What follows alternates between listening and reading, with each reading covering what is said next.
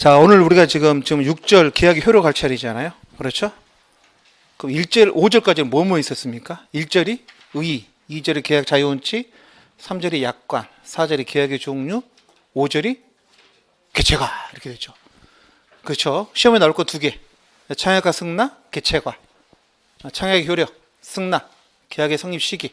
케이스로 나올 수도 있고 단문도 나올 수도 있고, 개체가는 전체로 쓰라는 거 한 페이지 외우시고 일단 그 다음에 그 코엑스 그 동상 그 문제는 대상 안 나올 겁니다. 그건 또다시 다르게 바꿀 수도 없잖아. 그래서 그건 나오면 뭐 틀릴 일도 없고, 근데 그것보다는 원시적 불능 무효인 경우 그게 다시 나올 것 같아요. 그럼 뭘 확인하셔야 돼? 원시적 불능인지 후발적 불능인지를 잘 확인하셔야 돼. 그냥 딱 쉽게 내줄 수도 있지만 우리 저 4-1번 케이스처럼 내가 알아봐야 돼. 이렇게 계산해 봐가지고 원시 후발적이 따져봐야 됩니다. 나올 것 같고요. 자, 계약 효력에서는요 세 가지를 공부합니다. 쌍무계약 효력으로 해서 동시이행협정권, 그다음 위험부담, 그다음 제3전령 계약 세 가지 주제가 있는데, 올해 예상 문제는 제가 저 위험부담이라 그랬잖아요. 근데 동의항에서도 안 나온 게 많이 있습니다. 그래서 어쩔 수 없이 다 해야 되는데, 38페이지에 서설이 있잖아. 시험과 관련 없어요. C급 문제 안 냅니다. 제가 프린트로 정리해 놓은 것도 있는데 이번에 프린트로 나눠드리는 않았습니다.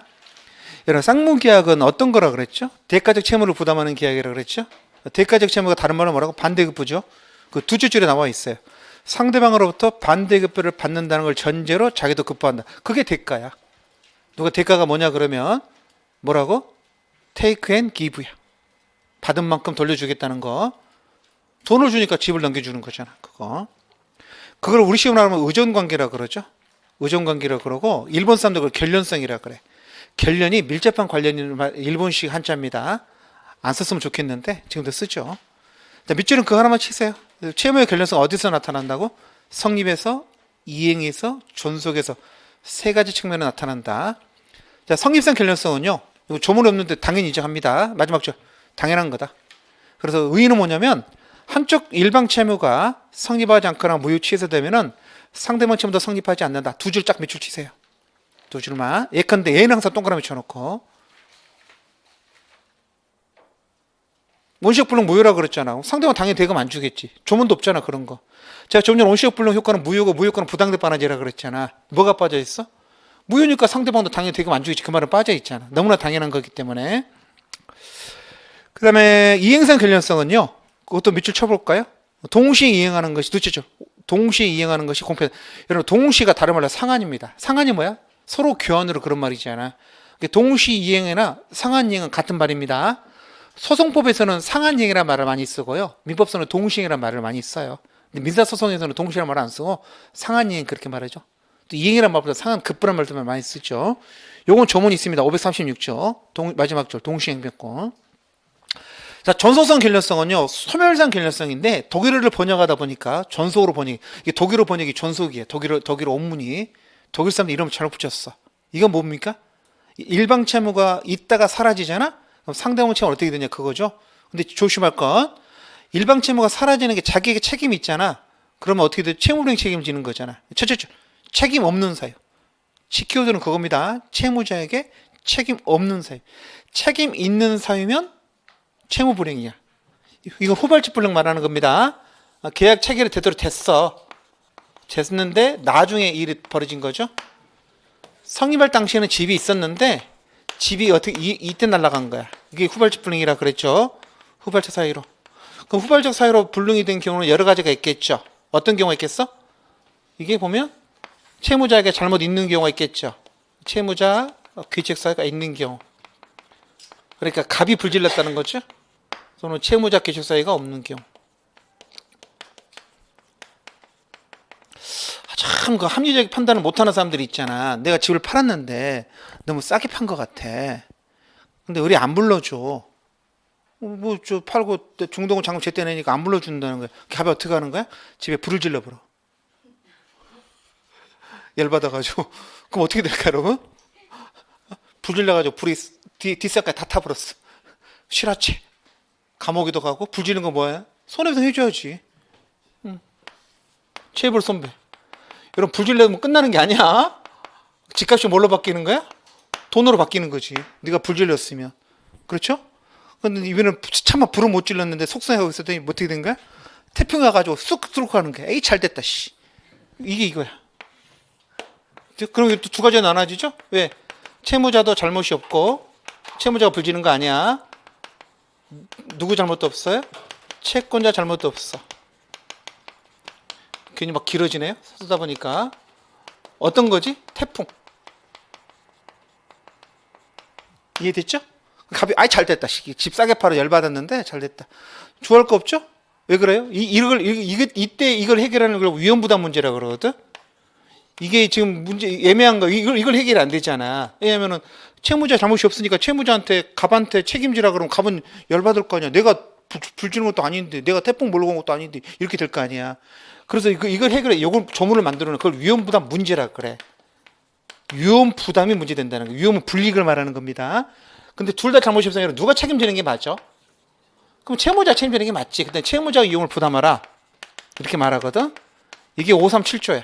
여기도 지금 시험에 안 나온 게 하나 있어. 537조. 그거 시험에 낼 겁니다. 당연히 케이스로 만들어 놨어요. 채무자가 위험을 부담한다는 말은 무슨 말이죠? 대금을 못 받는다는 말이지. 집은 날라갔죠? 대금 못 받는다는 소리야. 근데 이렇게 된 것도 있겠죠. 채권자가 와서 불질렀어. 채권자 와서 보더니 에이씨 잘못 산 것 같아. 똥 밟은 것 같아. 샀는데 집값이 막 떨어져. 반값이 됐어. 10억 됐다 아파트 5억 됐다니까? 어떻게 해야 돼? 에이씨 불질러 버려 그냥. 그러면 얘네 어떻게 될까?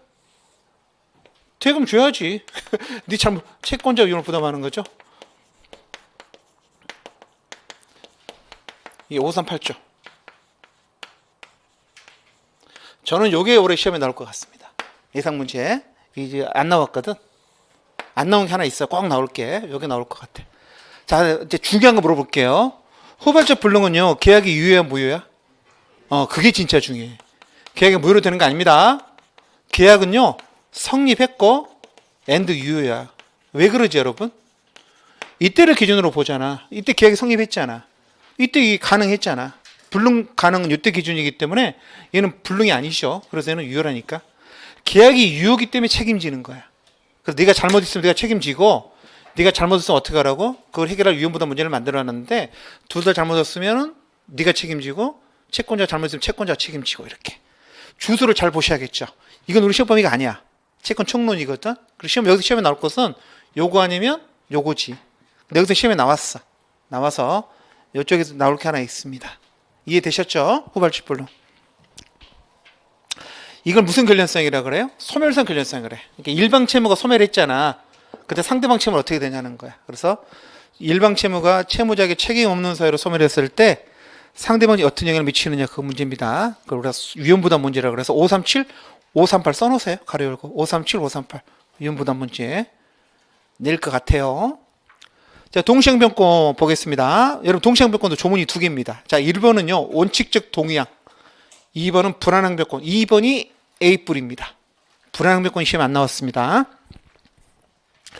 그 1번은요 3회 8회 두 번이나 나왔어요. 8회 나왔으니까 이유는 안 나올 것 같은데 2번은 안 나왔습니다.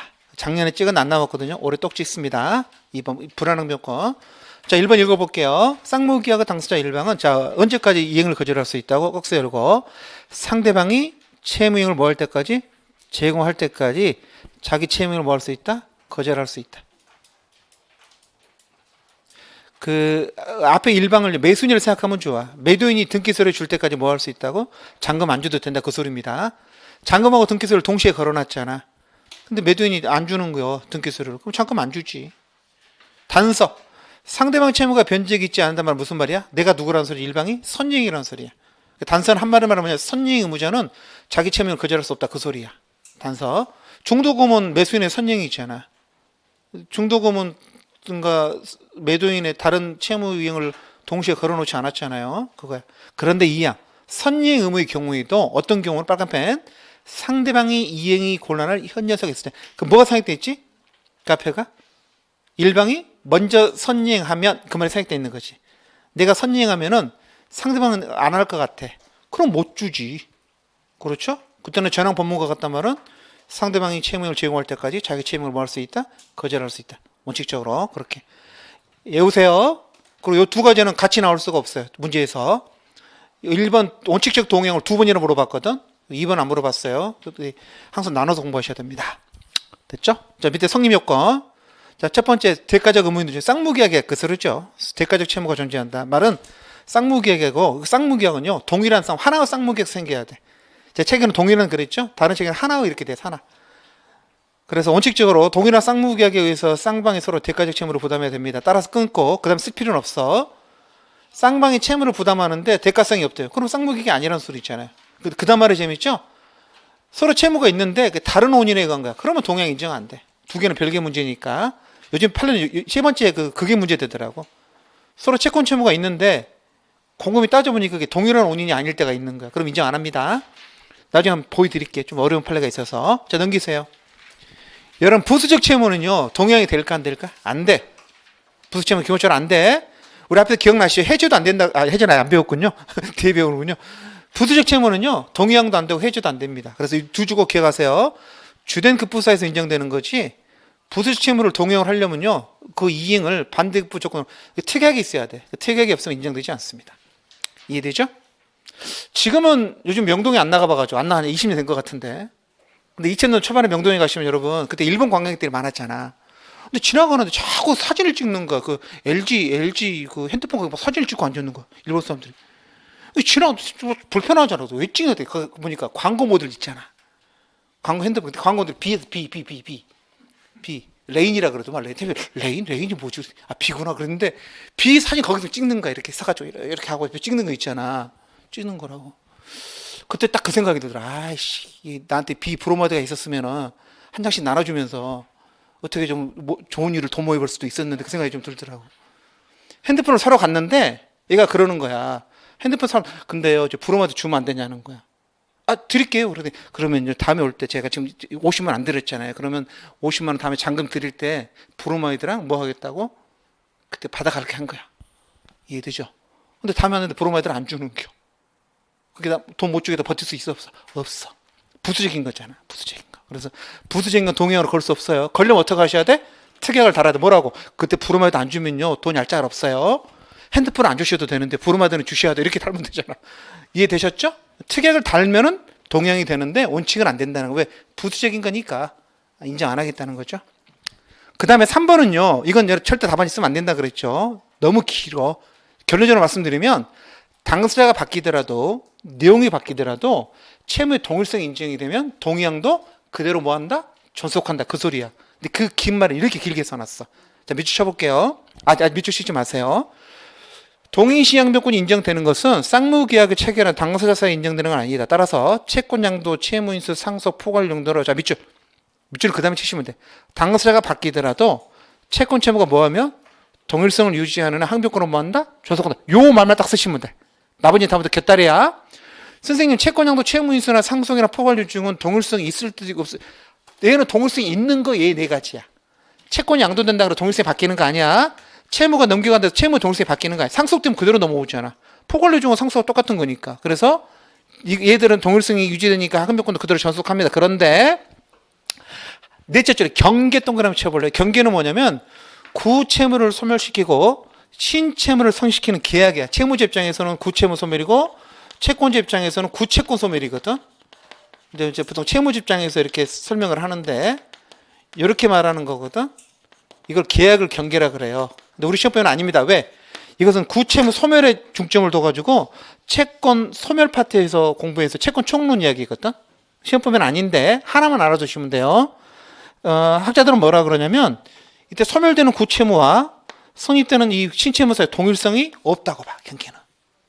그럼 어떻게 될까? 여기 동행이 붙어 있더라도 여기 동행이 생겨 안 생겨? 안 생겨. 그 이야기 하는 겁니다. 경계의 경우에는 동일성이 상실되기 때문에 항변권도 뭐한다? 소멸한다. 근데 중요한 건 그게 아니라 그냥 당사자가 바뀌더라도 채권 채무가 동일성을 유지하는 한 항변권은 전속한다. 그것만 쓰시면 돼요. 자, 내용 바뀌는 거 마찬가지. 여러분, 저 조금 전에 채무자가 귀책사유로 인해서 불능이 되면 뭐라 그랬어? 손해배상 책임 지면 된다 그랬잖아. 그럼 그대로 동일성 유지되는 거지. 왜냐면 저 앞에는 집을 넘겨줘야 할 채무, 이번은 집 대신에 손해배상 해줄 채무, 집 채무가 돈 채무로 바뀌었잖아. 동일성이 있습니다. 항변권 존속한다. 준소비대차 나중에 소비대차 공부하는 건데 이게 소비대차는 돈 꾼 거잖아. 빌려서 소비하고 동의물로 갚는 건데 준소비대차는 소비대차가 아닌 걸 소비대차로 바꾸는 거라 그랬죠. 월세 같은 거 못 내는 걸 빌린 걸로 바꿔주는 거 그런 거 말하는 건데 얘 포인트가 뭐냐면 얘는 동일성이 있는 거야.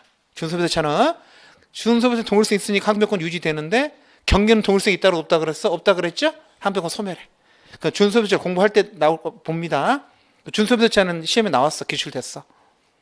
자, 내비 두고 시험 문제 나오잖아. 뭐라고 쓰시면 된다고요? 당사자가 내용이 변경되더라도 동일성을 유지하는 항변권을 뭐 한다? 존속한다. 딱 한 줄로 처리하는 거야. 이걸 쓰고 앉아있으면 이거 쓰는데 5분 걸리더라고. 다 써보니까. 개 무시. 교과서니까 써놓은 거야. 쓸데없어. 이거 케이스로 물어보지도 않아. 바뀌었다. 어떻게 되냐. 절대 안 물어봅니다. 고민할 필요 없어요. 자, 두 번째는요. 두 번째가 중요합니다. 여러분. 동형이 되려면 내가 선이익이면 안 된다 그랬잖아. 그럼 어떻게 하면 되겠어? 양채무 변제액에 도래해야 되잖아. 근데 꼭 답안지는 읽습니다. 상대방 채무가 도래할. 왜? 내 채무는 당연히 도래 있다는 거지. 상대방 나한테 돈 달라 그러면 당연히 내 채무 도래 있다는 거잖아. 양채무, 상대방 채무 도래 있다면은 첫째 줄. 상대방 채무 변제액 있지 않나 선이익이라는 소리잖아. 선이익은 동형 없어요. 없다. 그래서 셋째 줄. 결국 동시항변권은 끝에 쌍방 채무가 변제액 있는 경우에 성립한다. 근데 교수님들이 쌍방 채무가 변제액이 있을까? 이렇게 답안지를 쓰질 않아. 왜냐면 내 입장에서 보거든. 내가 행사할 때는 상대방 채무가 변제액이 도래 있어야 되잖아. 됐죠?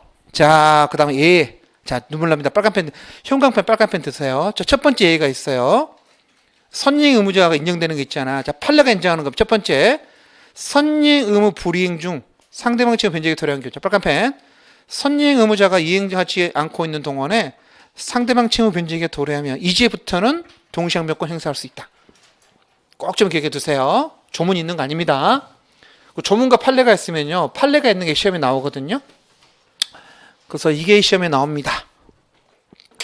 그리고 시험에 나왔죠? 자, 이런 거죠. 가빌간에 집을 사고 팔면서 처음에 계약서 쓰고 계약금 주고받고 한 달 뒤 중도금, 한 달 뒤 잔금하고 등기소를 교부하기로 했어요. 이렇게 맨날 쓰는 예거든요. 잘 보세요. 근데 2월 1일에 중도금을 안 줘요. 그럼 이게 뭐야? 선이행 의무를 불행하고 있는 거죠. 선이행 의무를 불행하고 있는 거잖아. 의리 중도금을 안 주고 있거든. 근데 불이행 중 어떤 일이 벌어진 거야? 연할자. 연할자 되면요.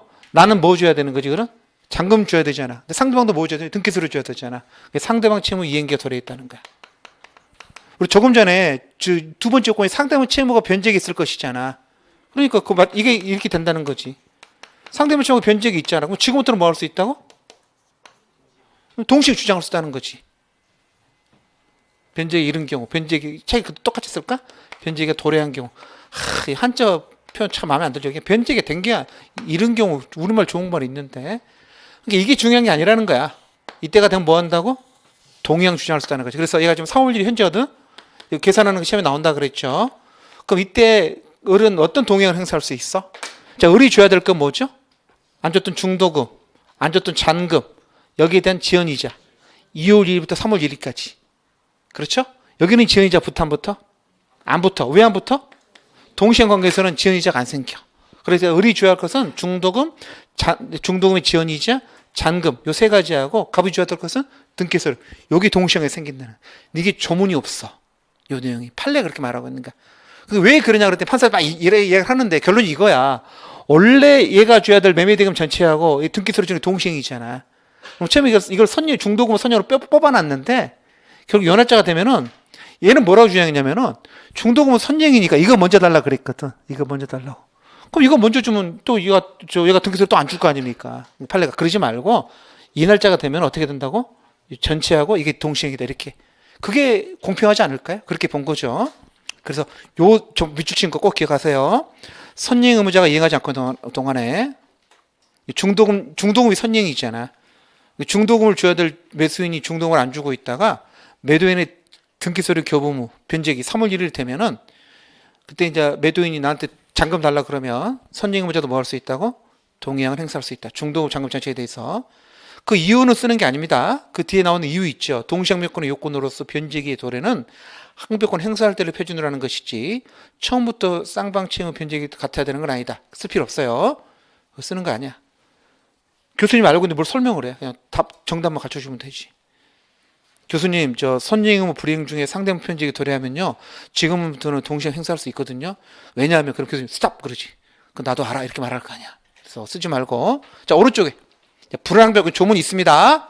자, 기억번에 또 빨간 줄 치세요. 세 줄. 형광펜을 써서 당사자 일방이 상대방 먼저 이행할 때 선행 의무 경우에도 상대방이 이행이 곤란한 현재사가 있을 때에는 선행 의무자는 동행 행사할 수 있다 그랬죠? 전항 법문과 같다 그랬으니까 상대방이 채무형을 제공할 때까지 자기 채무를 뭐 할 수 있다? 거절할 수 있다. 이게 시험에 안 나왔어. 이게 여러분 어떤 경우가 상대방이 이행이 곤란한 현재한 사유입니까? 바로 밑에 있죠. 신용 불안, 재산 상태 악화. 여러분이 아파트 분양받아서 중도금을 내야 되는데 아파트 건설회사가 부도난다는 소식이 들려요. 그럼 여러분 같으면 중도금 내야 안 내요? 못 내지. 불안하지. 얼마나 불안해. 그렇죠? 여러분 미국 스케일이 다르죠? 어제 보셨어요? 미국 실리콘밸리 은행이 파산을 했는데 그 파산은 요도 황당하더라고. 딱 이틀 만에 벌어진 일이었는데 근데 그 중에 200조가 물려 있어. 200조가. 지금 묶여있는 예금이 200조라니까. 200조가 물려 있는데 미국에서 16조 큰 우리나라 채권자도 물려 있을 거 아니야. 우리 국민연금도 좀 물려 있더라고. 그 200조에 비하니까 우리는 얼마? 몇 천억 물려 있던 큰 돈은 아니던데 200조에 비하니까. 그 200조가 엄청 큰 돈이잖아. 그래서 좀 난리 났던데. 건설회사가 분양해서 나중에 못 죽고 나 잡히면 어떻게 되죠, 여러분? 여러분이 아파트 전 재산이죠? 근데 전 재산이잖아. 돈을 넣는데 날아가는 거야. 그럼 안 되잖아. 그래서 불안하니까 못 내겠다. 그러니까. 그럼 전세사 뭐라 그럴까, 나한테?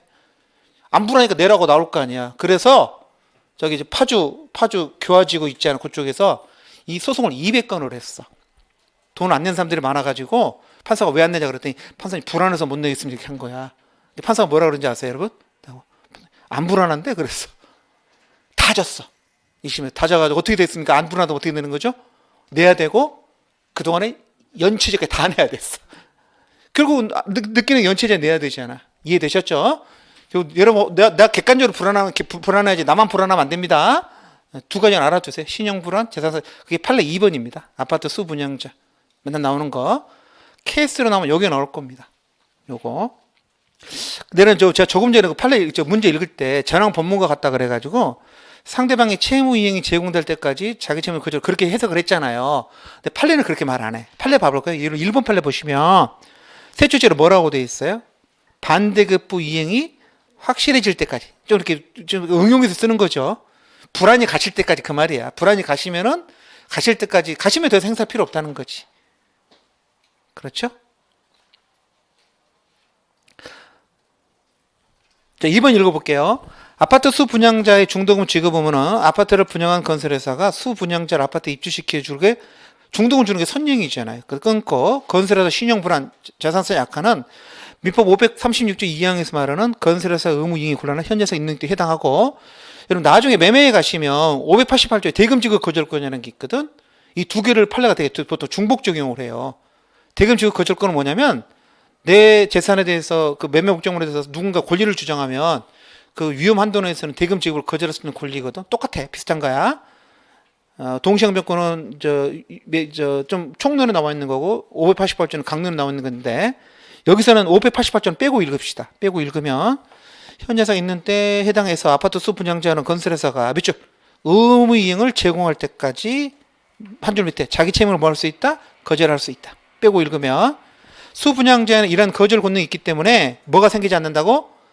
지체책임이 생기지 않고 인정이 되면 불안하다는 게 인정이 되면 이행치가 안 됩니다. 따라서 마지막 줄 뭐를 지지 않는다?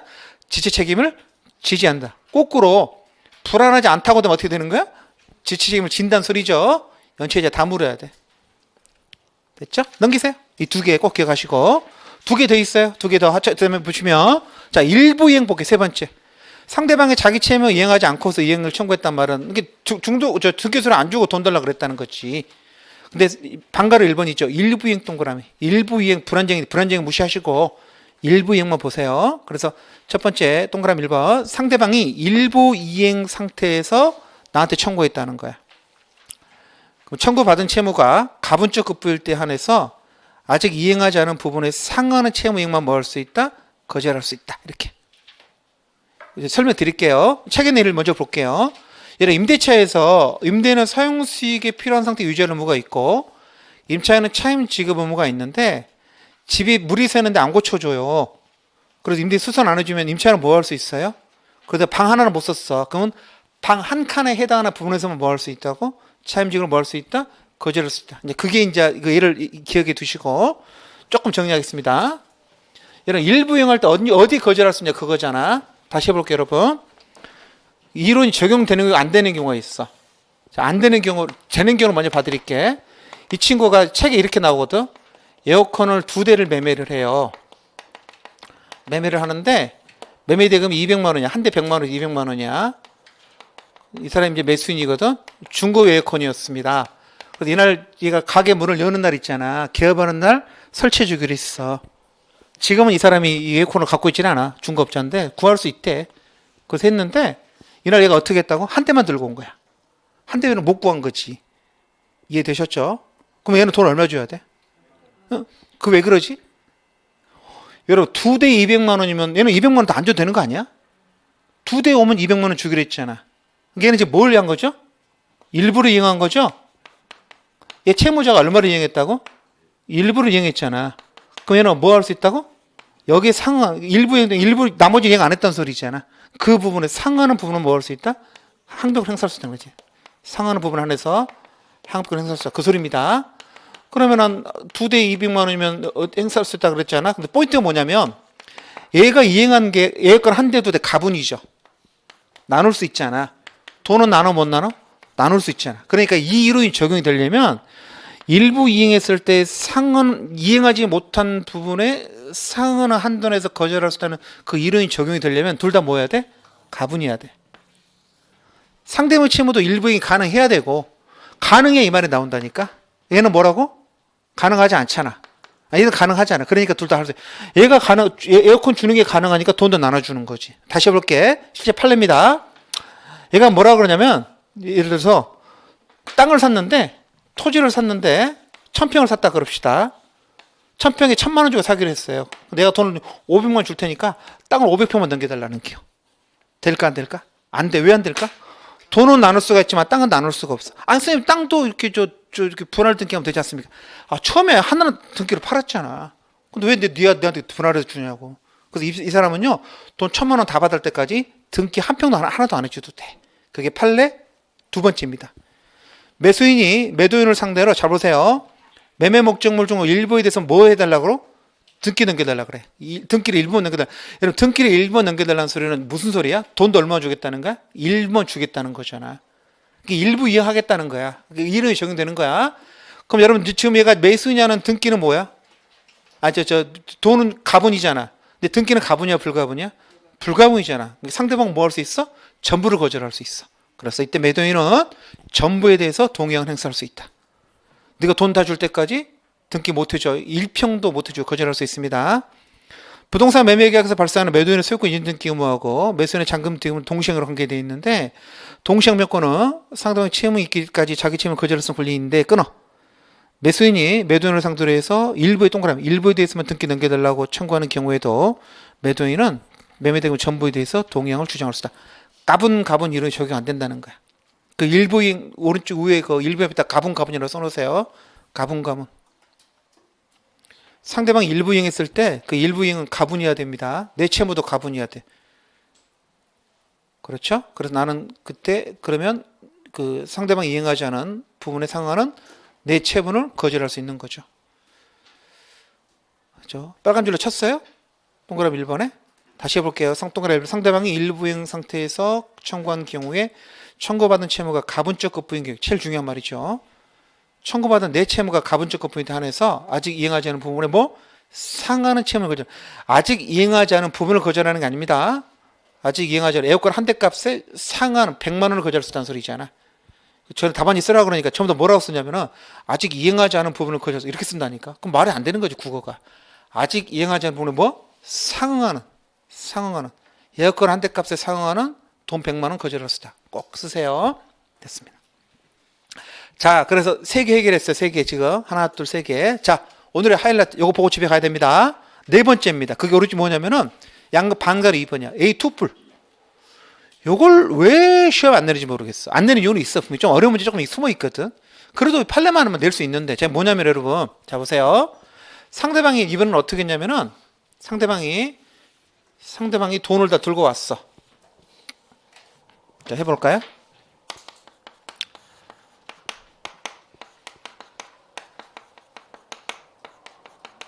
자, 3월 1일 날 잔금하고 등기 서류가 동시에 걸어놨는데 상대방이 돈을 들고 왔다니까? 근데 매수인이 등기 서류 안 들고 왔어. 그럼 내가 돈 들고 갔어. 가가지고 좀 1,000만 원 들 테니까 등기 서류 주래서 매수인이 미안하대. 학원 다니느라 바빠가지고 등기 서류를 지금 못 챙겨놨다는 겨. 그러면 이게 돈 갖고 왔어. 그럼 일단 돈 주래. 돈 주면은 내가 다음 주 월요일 날 중개 사무실에다가 등기 서류 맡겨놓고 갈 테니 그때 찾아가래. 그럼 여러분, 그러세요, 그래? 이 씨알도 안 먹히는 소리라고 그러잖아. 근데 일어났다니까. 일어났어. 그 다음 연락이 왔어. 등기소리 준비됐으니까 나오래. 나갔어. 등기소리 주네? 근데 돈을 안 줘.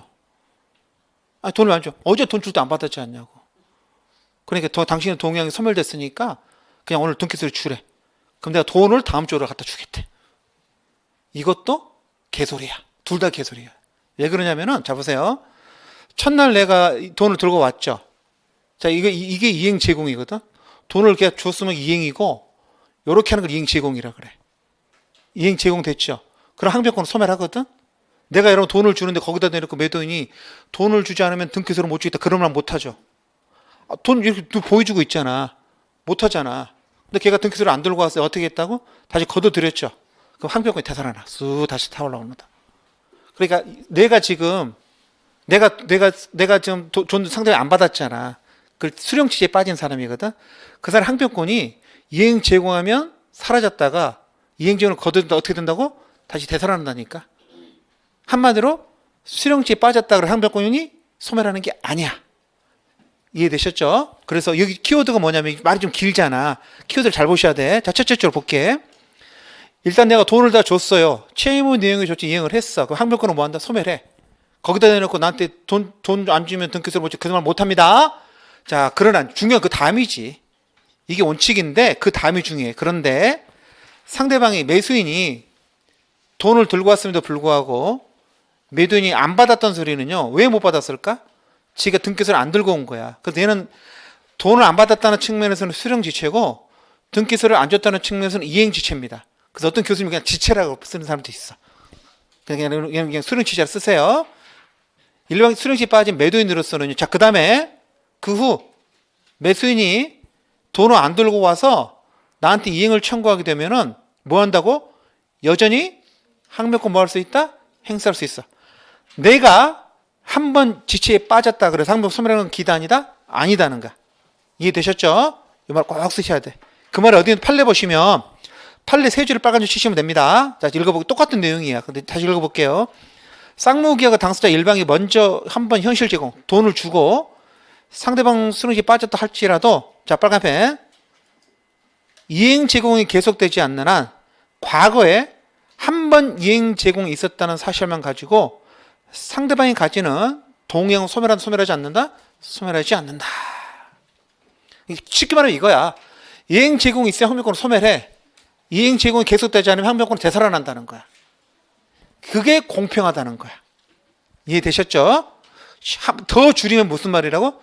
한 번 수령지에 빠졌다 그래도 다 항변권을 뭐 할 수 있다? 여전히 행사할 수 있다. 그게 키워드입니다. 여전히 행사할 수 있다. 다시 위에. 자, 빨간 거 치면 차로 위에 있잖아. 둘째 줄. 수령 취지에 빠진 일방 당사자라도 둘째 줄. 여전히 항변권 행사할 수 있다. 그게 결론이야. 중간에 수식어를 다 빼면 그거야. 수령 취지에 빠진 당사자라도 항변권을 여전히 뭐 할 수 있다? 행사할 수 있다.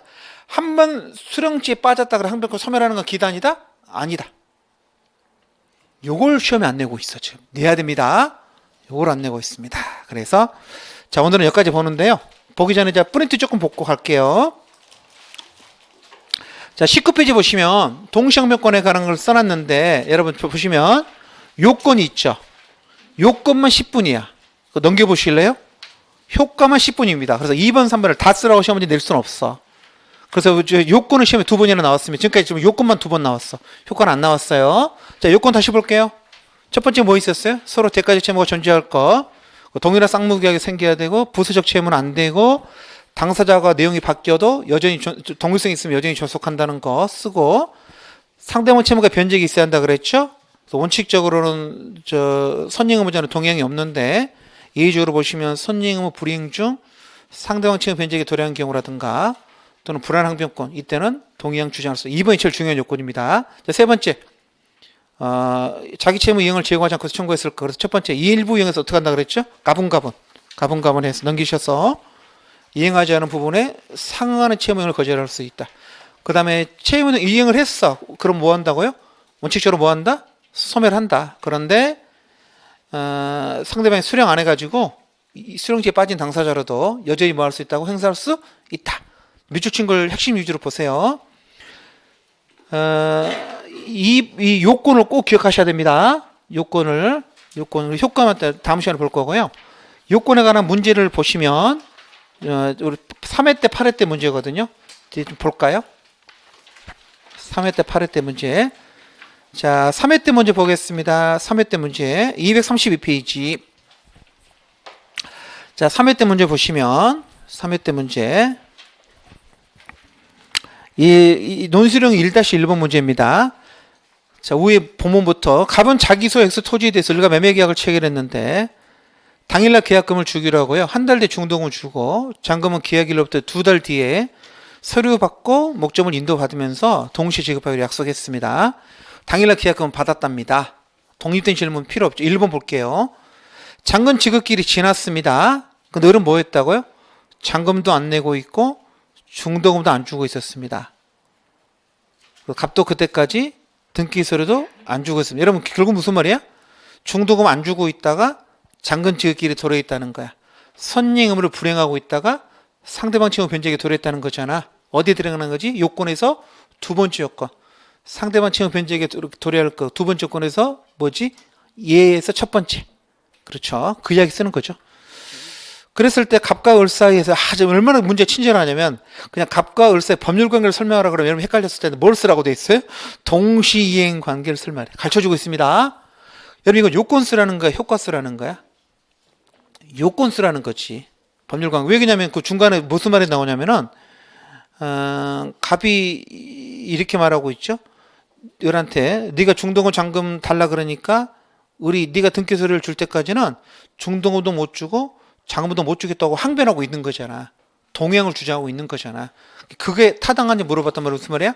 동시항변권 성립 요건을 쓰라는 소리야. 그래서 그 당시 답안지 보시면 저는 밑에 봐보시죠 여러분. 2번을 봐봐. 요건만 써놨죠. 동일한 쌍무계약. 요건 중에 여러분 보시면 요건이 세 가지잖아. 양가로 1번, 양가로 2번, 양가로 3번 세 가지죠. 근데 여기는 뭐에 관한 요건만 들어가면 돼? 양가로 2번만 들어가면 되잖아. 그래서 1번하고 3번은 뭐만 써놨습니까? 소제목만 써놨어. 쟁점이 아니니까 굳이 쓸 필요가 없다는. 근데 제목까지 안 쓰면 너무 엉성하잖아. 그럴 때는 소제목만 써놓은 거야. 안다는 거지 나는. 첫 번째 건도 알고 세 번째 건도 아는데 시간과 몇 번만 쓰겠다고? 2번만 쓰겠다. 두 번째 건 쓰겠다는 거. 이 내용은 앞에 프린터 똑같습니다. 자, 오른쪽에 문제 얘기. 매수인 을이 선행해야 될 중도금 지급을 하지 않은 채 잔등은 지급기를 경과한 경우에는 매수인 을의 중도금과 그에 대한 지급일 다음 날로부터 언제까지? 잔금 지급일까지 지연이자. 요즘엔 지연이라는 말 잘 안 쓰거든. 정확하게 써. 지연 손해 금 이렇게. 그 다음에 잔대금 지급 의무는 세 가지하고 그 다음에 여러분 웃긴 게 뭐냐면 저 문제 낸 사람은 잔금이라 그랬잖아. 근데 판례는 절대 잔금이라 잔대금 그럽니다. 그렇죠. 답안지가 잔대금으로 되어 있는 거예요. 매도인의 소유권 이전 등기 의무하고 동시행 관계에 있다. 따라서 동시행을 요구하는 의뢰 주장 뭐하다? 타당하다. 뭐라고 물어봤습니까? 의뢰 청구가 타당한지 논하시오 그랬잖아. 답변도 뭐라 그래야 돼? 타당하다. 그렇게 끝나야 돼. 꼭 쓰셔야지 이렇게. 이해되셨죠? 뭘 아셔야 되냐면 요건을 다 쓸 필요가 없다는 걸 알아야 돼. 관련 일부 이행 나오면 어떻게 되겠어? 1번, 2번은 제목만 쓰고 3번은 자세히 쓰면 되지. 수령시에 빠진다 동의항도 3번만 자세히 쓰면 되겠죠? 1번, 2번을 생략하고 이런 식으로 뭘 써야 될지. 자, 그 다음에 8회 때 문제입니까? 쭉 들어가셔서 5년을 쉬었다가 8회 때 제가 솔직히 말하면 8회 때는요 효과가 나온다고 찍었거든. 요건은 나왔으니까. 근데 또 요건을 물어봐서 짜증나게. 어디 있지 8회 때는? 260페이지 있습니다. 자, 260페이지 볼게요. 갑은 그 소유의 X 토지를 을에게 매도하면서 약정 기일에 중도금 잔금이 모두 지급되면 그와 동시에 X 토지 등기 서류를 전시로 동행으로 묶어놨다는 거잖아. 또 나왔죠? 을의 중도금 지급 기일에 중도금을 지급하지 않으면 잔된 상태. 똑같은 문제잖아. 왜 이러지? 왜 자꾸 불안항변권 안 낼까? 냈으면 이번에 불안항변권 내야 되잖아. 그래서 8회 때 불안항변권 그렇게 찍었다니까. 그게 나올 거라고. 이건 나왔으니까 그냥 3회 때 나왔으니까. 안 내니까 더 불안해집니다. 오래 나올 것 같아. 이제 3번 나오진 않겠지. 똑같은 문제가.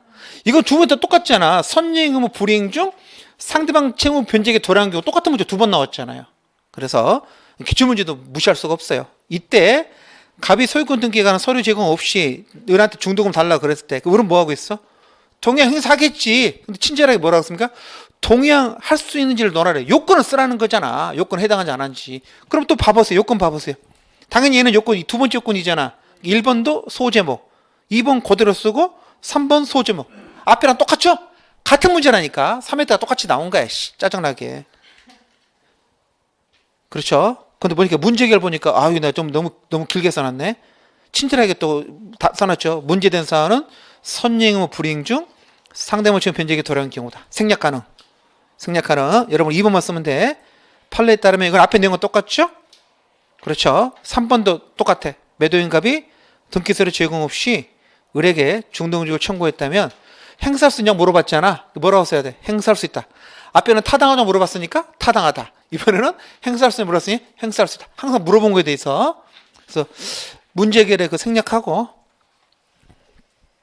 이해되셨죠? 3번 나오지는 않을 겁니다. 그래서 올해는 무조건 뭐다?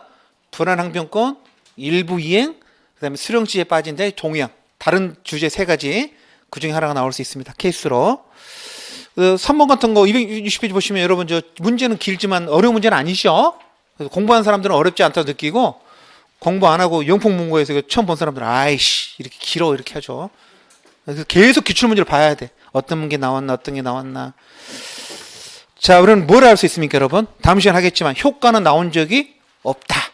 효과는 나온 적이 없어서 단문으로 효과가 나올 걸 준비해야 된다. 그리고 다음 시간에 동시항변 효과부터 공부하겠습니다. 그러니까 오늘 진도는 어디까지 나간 거냐면 기본서로 따지면은 43페이지까지 나간 거고 프린트로 따지면 20페이지 우위분까지 나간 겁니다. 거기까지 나가고 이어서 또 효과부터 볼게요. 효과부터 다음 시간에 하겠습니다. 네, 이상 마치겠습니다.